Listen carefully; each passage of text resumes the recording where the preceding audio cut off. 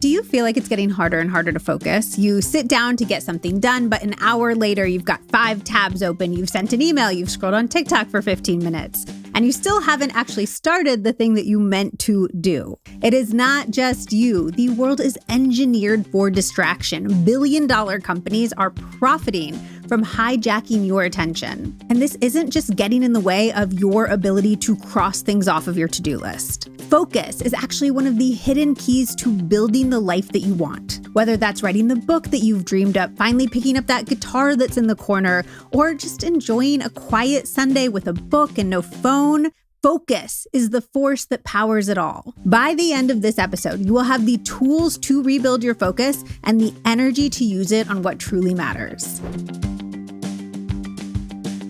In today's episode of the Liz Moody podcast, we are diving into the new science of focus, why distraction is not your fault, what is really stealing your concentration, and most importantly, the science-backed strategies to reclaim your attention and start building the life that feels like yours again. By the end of this episode, you will have the tools to rebuild your focus and the energy to use it on what truly matters. I am not going to go too deep on why we all feel like we can't focus anymore because I want to get into the solutions as quickly as possible. And if we are being honest, you probably already know the main culprit, our screens. But I do want to share a few stats that hopefully will make you feel less alone and like your problem focusing isn't just in your head. And also, I want to uncover this sort of vicious cycle that's going on that I think a lot of us are not fully aware of. First up, it is not in your head. Our attention spans have gotten significantly shorter. One of the best studies on this came from former podcast guest and attention span researcher, Dr. Gloria Mark. Her team measured how long we could focus on a screen over the years. And in 2004, they found that people averaged 150 seconds on any screen before switching to another screen. By 2012, the amount of time people were able to focus before switching had declined by half to 75 seconds. Wait, it gets worse. By 2021, it was cut almost in half again to 47 seconds. When Dr. Mark talks about these findings, she points to our changing digital environments as the root cause of this degradation of our attention spans. We are bombarded by notifications, emails, Slack pings, endless tabs. And here is the crazy part. Even when those external interruptions aren't there, we have been conditioned to interrupt ourselves by all of this technology. We're going from one tab to another. We're writing an email and then we're opening up a PowerPoint and then we're heading over to Slack. We have grown to crave, to need that dopamine hit from getting a new email or a new bit of news or a new Slack message. Our brains have literally adapted to a world of constant switching. It feels almost weird if you're not doing it. But all of that switching comes at an attention cost. And then here's where we get into some of the vicious cycle stuff. When we feel pressured or overloaded, we actually start switching tasks faster because stress impairs our cognitive function. So we literally feel like our brains aren't up to the challenge of our current task, which makes us more stressed, which makes us switch tasks more, and so on and so forth until we're just rocking in the corner with a zillion open tabs, but no closer to having actually completed anything. If you have ever wondered why you cannot seem to concentrate, even when you really want to, this might be the missing piece. Let's talk about one of the biggest thieves of focus, stress. When you are stressed, your brain gets flooded with cortisol and other stress hormones. That overload hijacks your prefrontal cortex, the part responsible for working memory and attention control. Translation, our ability to concentrate and hold on to information massively drops. And then the cycle begins. You can't focus, so you can't get your work done. That raises your stress levels. The added stress disrupts your sleep. Poor sleep makes it even harder to focus or regulate your impulses the next day. Without focus and self-control, you reach for the easiest dopamine hit that your brain can find, social media. And then social media intensifies the problem. Each scroll gives your brain a tiny hit of dopamine, the neurochemical that's tied to motivation. And the apps are designed to keep you hooked. Social media is literally designed based on slot machines. Each post is a pull of the lever. Most of the time, nothing major happens, but every now and then something hits, which keeps you coming back for more. The unpredictability is what makes it addictive. And your dopamine depleted brain, it keeps scrolling, hoping that the next post is the one that finally satisfies. Over time, this actually rewires our brains. Studies have shown that heavy social media users have reduced self-control and more difficulty focusing because their dopamine systems had become trained to crave newness and quick rewards. And other imaging studies have shown that frequent use can even change the structure and function of the brain's prefrontal cortex, the part that helps us sustain attention and resist distractions. Okay, so that's the lay of the land, but do not freak out because I've got a lot of solutions for you here. I just wanted to show this interconnected web of how everything impacts everything else because I find it helpful to understand, one, why I reach for my phone when I know I have other stuff to do. Two, why I can focus on my phone for hours, but I have a much harder time getting into a book. And three, this cycle of stress making us less able to focus and being less able to focus making us more stressed. Because the research makes it abundantly clear that one of the best ways to increase our focus is to decrease our stress levels. And those aren't two things that I've ever thought of as being connected. But making this connection has led to one of my favorite focus hacks.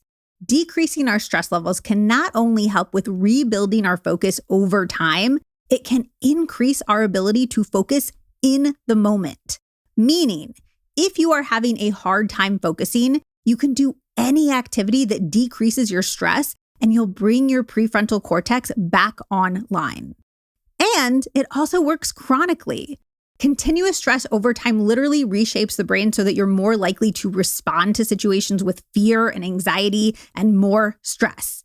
Meaning, if you are regularly stressed, that work email is going to be way more likely to stress you out. But it works the same way in reverse. Stress-relieving activities reshape your brain in a way that when you get that same email, you're going to be more likely to assess the threat and treat it accordingly. I have been doing this podcast for over 5 years now with nearly 400 episodes under my belt, and one theme comes up again and again. Stress relief isn't optional. It has to be a core part of our wellness practice. We need to treat stress relief the same way that we treat eating leafy greens or getting in our workouts because stress is impacting everything. It is increasing inflammation and cancer risk. It is linked to autoimmune conditions. It's damaging our relationships. It's wrecking our sleep. It's accelerating aging. And I'm not just talking about how we look. I'm talking about how our cells actually function. And it's stealing our ability to enjoy the lives that we are working so hard to build. And yet, maybe not you, but I will speak for myself. I often treat stress like something that I'll deal with after everything else is handled. Like once I've optimized my schedule and crossed everything off my list, then I'll make time for stress relief. Like it's some sort of luxury. But the truth is, working on stress is what gives us the time and energy to do everything else. It needs to move up on the priority list, way up. I have a whole podcast about all of the stress relieving hacks that I've tried over the years and the ones that actually worked. I can link it for you in the show notes. But since I know that you are busy, I know that you're stressed, I'm going to give you a 2-part prescription. I promise if you do both of these things, you will experience a noticeable decrease in your stress levels pretty quickly. Okay, number 1, when you feel stressed, when you feel that tight chest or that racing heart, put your hand on your belly and breathe through your nose into your belly. Do that 3 times. There's a ton of science behind the power of breath work, and this is literally the easiest way to do it. You're basically tricking your body and your brain into thinking that you're safe. Do it right now. Just breathe in through your nose all the way so that you feel your belly expand under your hand. It feels silly because it is so small, but it makes a palpable difference. This is also one of my favorite tricks to get those acute stress relieving focus benefits. If I feel like my brain is all over the place, I'm opening a ton of different tabs, I'm opening Slack and then forgetting why I opened it, I stop and I take a few deep breaths right into my belly. And as my acute stress goes away, I find myself way more able to focus. And number 2, read before bed instead of being on your phone or watching TV. A paper book, a Kindle, just not an LED screen. Reading is essentially a form of meditation that's been found to decrease stress levels. So you're decreasing your stress and rewiring your brain that way. And then having decreased stress and less blue light is going to make you sleep better, which is going to have a hugely positive impact on your overall stress levels. So just try those two things. I promise they make a huge difference. Okay, so reducing stress is going to hugely help our ability to focus both in the moment and then generally. That is my number one hack, but don't worry, I have loads of other ones, all backed by science, all that I've found personally helpful. Another one of my favorite ways to improve your focus is to shrink your to-do list. There's really interesting research that shows that when you have too many priorities, your brain literally treats all of those priorities as competing goals. By design, our brain focuses more on unfinished tasks than finished tasks. When we have a never-ending list of unfinished tasks, a little bit of our attention gets stuck to each of those tasks, which makes it harder to focus on or move forward on any of them. It's called goal competition, and it's literally our brains sabotaging themselves. The best antidote that I have found to this is what I call the rule of 3. Each morning, identify 3 needle movers for your day and really zoom out and ask, what tasks will really make a difference if you accomplish them today? That is one of the reasons why I like this exercise. When I interviewed Cal Newport, who is the author of Deep Work, he talked about how most of us spend a lot of time being busy, but not productive. We spend our lives sending emails back and forth, but never actually moving the ball forward on the things that really matter. This exercise forces you to think about what really matters for each day, whether it's in your personal life or in your work life. Maybe if your house is clean, today will feel like a win. Maybe finishing that one work project will make today feel like a win. You can have a brain dump of other stuff that you want to accomplish, but you cannot move them up to the 3 until the 3 are done. And if you're like, no way, my boss wants me to do a zillion things at once, my guess is that your boss really wants things to get accomplished. They want the ball moved forward. And doing this method will help you regain your focus, zero in on your needle movers, and actually get way more done. The next hack for focus that I have found hugely effective is something called body doubling. There's a ton of research that shows that when we work with other people, we're more likely to get things done.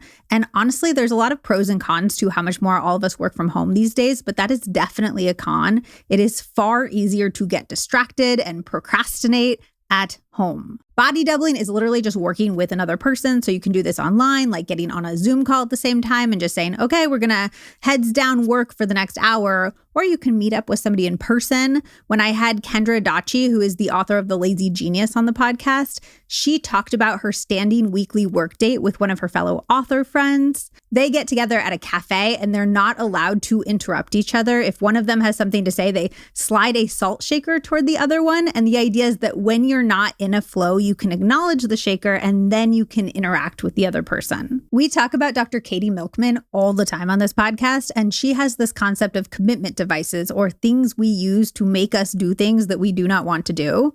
And people are an excellent commitment device. I especially love to use this tactic to increase my focus and really move the needle on my dreams, on the projects that aren't for work, but for me living my most satisfying, fulfilled life. So I do a once a week writing date for my novel, and having that commitment device of another person calendared who I do not want to disappoint, who I sit across from and work with the entire time, that has helped me get so much done.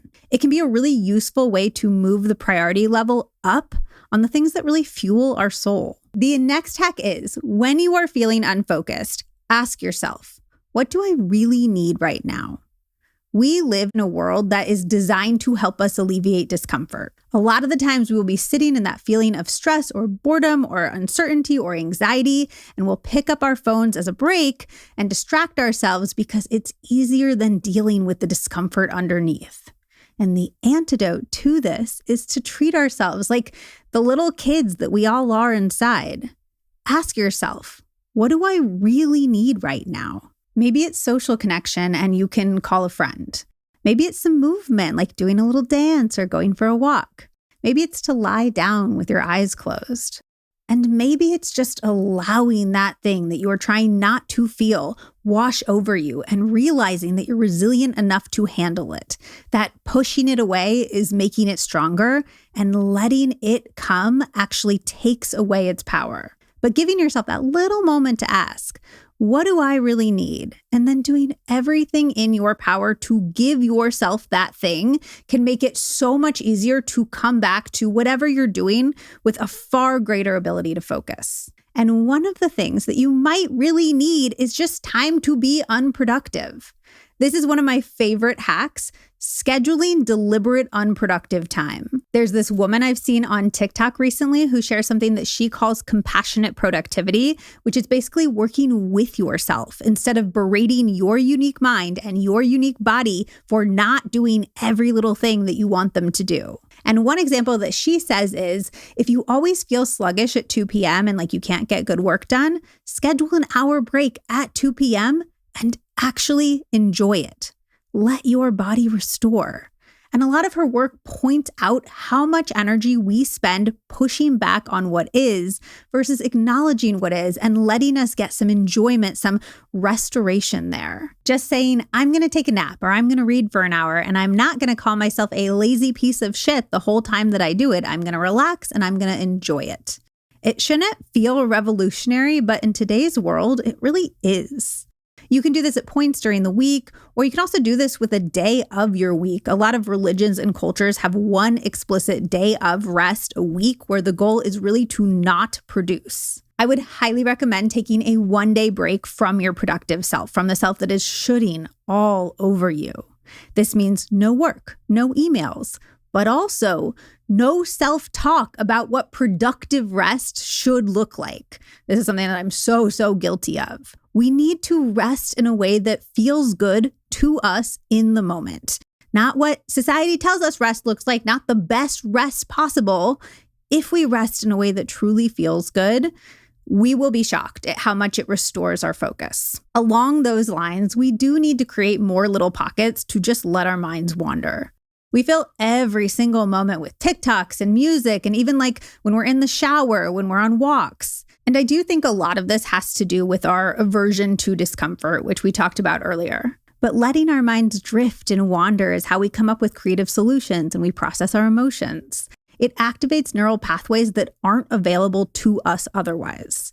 And it feels uncomfy at first because we've trained ourselves into this world of constant task switching, into this world where boredom feels like a form of torture. But I promise it gets easier. And then after that, it gets so rewarding. Try little baby steps at first. Shower without playing music and just let your thoughts wander. Go for a walk without your cell phone. Drive without music or a podcast. That's one of my favorite baby steps because you actually have a lot to focus on with the road and the other cars and not crashing and dying. So it feels less excruciating than just sitting there and doing nothing. But you're going to have such good ideas in that time. And you're going to rebuild your brain's ability to focus so you'll actually be able to execute on those ideas. The last teeny tiny focus hack that's made a huge difference for me is to move your phone usage to later in the day. I am not saying don't scroll, don't worry. I'm saying that the later you can scroll, the better you will be able to focus all day long. Using our phones in the morning elevates the level of dopamine our brain expects to receive in order to feel pleasure or satisfaction, which makes us far more likely to seek out that easy, hard-hitting dopamine of scrolling all day long.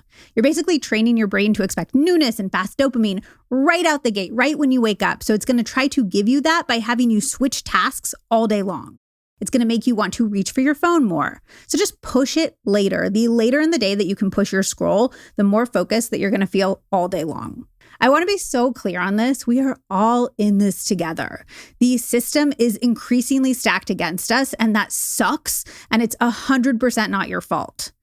And there are real possible ways that we can fight back and regain our focus and our ability to intentionally create the life that we want. So, quick recap for you. Reduce stress first because stress is the number one thief of focus. My 2 action steps there were to breathe into your belly when you feel overwhelmed and then to read before bed instead of scrolling. Just do those 2 things and you will see a huge difference. But treat mitigating stress like the real and necessary health habit that it needs to be. You can also pick your 3 true priorities each day so that your brain isn't pulled in a dozen different directions. You can try body doubling, aka using other people as a commitment device, especially for those dream projects that you have been putting off. You can lean into discomfort for a second and ask yourself what you really need and actually give yourself that thing. You can build in deliberate, compassionate, unproductive time, and you can let your mind wander without TV or TikTok in the background. And finally, just try pushing your scrolling later in the day so you don't prime your brain for distraction first thing. Here's the thing. A lot of this is going to feel really, really hard at first. But I had this monk on the podcast, and he said something that has stuck with me ever since our conversation. We get good at what we practice. And most of us, we have been practicing distraction all day, every day for years. It is no wonder that we are exceptional at being distracted. But every moment that you practice focus is a step in the other direction. Practicing focus is going to be hard, but it's the only way to actually get good at it. Dr. Mark's research confirms this. She calls focus a trainable muscle and found that people who deliberately build their focus do build their attention span. So pick just a few of these things and give them a shot for just a few weeks. Give your focus muscle time to grow back. God knows that we gave our distraction muscle a long time to get strong. If you like this episode, I would love it if you sent it to one person in your life who you think could use a little more focus right now. I've said it before, but one of my big, scary, vulnerable goals for this year is to get this show to the very top of the health podcast charts for 4 weeks in a row, which is something that no woman has ever done. The best way to make that happen is through you sharing, through you following the show, through you leaving quick 5-star reviews. All of these actions take less than a minute, but they make a huge difference, and I appreciate them immensely. You can also find all of my favorite partner codes from skincare that I swear by to the creatine and fish oil that I take every single day at lizmoody.com/codes. Supporting our brand partners keeps our show completely free for you, and it allows you to save money on products that I have vetted, that I believe in. I hope you walk away today feeling empowered, that your struggle to focus is not a personal failing. It is a system that has been designed to scatter you, and you now have the tools to take your attention back. Focus is not just about productivity. It is about creating the space and the energy to build your dream life. I love you, and I will see you on the next episode of the Liz Moody Podcast. Oh, just one more thing. It's the legal language. This podcast is presented solely for educational and entertainment purposes. It is not intended as a substitute for the advice of a physician, a psychotherapist, or any other qualified professional.